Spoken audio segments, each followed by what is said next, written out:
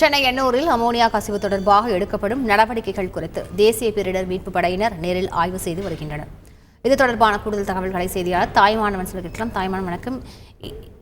இந்த ஆய்வில் எவ்வளவு வீரர்கள் ஈடுபட்டு வருகிறார்கள்? முழு விவரங்கள் என்ன? அமோனியா வாயு கசிவு என்பது ஒரு மிகப்பெரிய பாதிப்பையும் தாக்கத்தையும் எண்ணூர் சுற்றுவட்டார பகுதிகளில் ஏற்பட்டிருக்கிறது.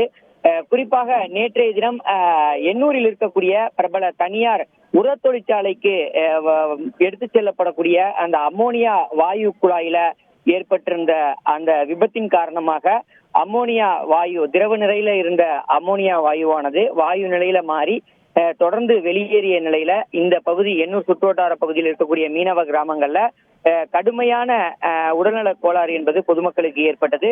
குறிப்பாக சிறியவர்கள் முதல் பெரியவர்கள் வரை கடுமையாக சுவாச பிரச்சனை, கண்ணெரிச்சல், அதே போல் உடல் உபாதைகளுக்கு அவர்கள் ஆளான நிலையில் செய்வதறியாது திகைத்து நின்றதுடன் நள்ளிரவாக கிராமத்தை விட்டு வெளியேறி அருகில் இருக்கக்கூடிய பாதுகாப்பான பகுதிக்கு தஞ்சமடைந்தனர். மேலும் 30க்கும் மேற்பட்டோர் இது தொடர்பாக பல்வேறு மருத்துவமனைகள்ல சிகிச்சைக்காக அனுமதிக்கப்பட்டிருக்கக்கூடிய நிலையில தற்போது இந்த வாயு கசிவிற்கு காரணம் என்ன, அமோனியா கசிவு எவ்வாறாக ஏற்பட்டது என்பது தொடர்பான விவரங்கள் அனைத்தும் மாசு கட்டுப்பாட்டு வாரியத்தின் சார்பில் பெறப்பட்டு அறிக்கை என்பது வெளியிடப்பட்டிருந்தது.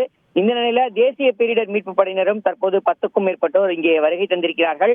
அவர்கள் தற்போது இந்த சம்பந்தப்பட்ட இந்த ஆலைக்குள்ளே நேரடியாக சென்று அமோனியா வாயு சேகரித்து வைக்கக்கூடிய கலன் எவ்வாறாக இருக்கிறது, கலனில் இருந்து வெளியேறக்கூடிய அந்த குழாய் எங்கே இருக்கிறது, கடல் மட்டத்துல கடல் பகுதியில 2.5 கிலோமீட்டர் தூரத்திற்கு அந்த குழாய் என்பது அமைக்கப்பட்டிருக்கக்கூடிய நிலையில் அந்த குழாயில ஏற்பட்டிருந்த அந்த வாயு கசிவு எந்த பகுதியில ஏற்பட்டது என்பது தொடர்பாக எல்லாம் தற்போது ஆய்வு செய்து வருவதாக தகவல் என்பது வெளியாகி இருக்கிறது.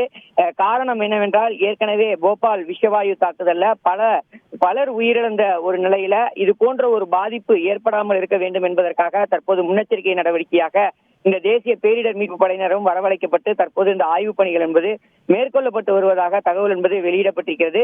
அதிர்ஷ்டவசமாக கப்பலில் இருந்து செல்லக்கூடிய அந்த அமோனியா திரவ நிலையிலான அமோனியா நேற்றைய தினம் அனுப்பப்படாமல் இருந்தது. ஏற்கனவே அந்த குழாயில இருந்த அமோனியா தான் வாயுவாக மாறி வெடித்ததாக தகவல் என்பது வெளியாகி இருக்கிறது.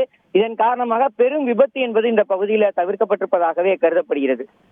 முழு விவரங்களுக்கு நன்றி தாய்மானவன். செய்திகளை உடனுக்குடன் தெரிந்து கொள்ள உடனே சப்ஸ்கிரைப் பண்ணுங்க.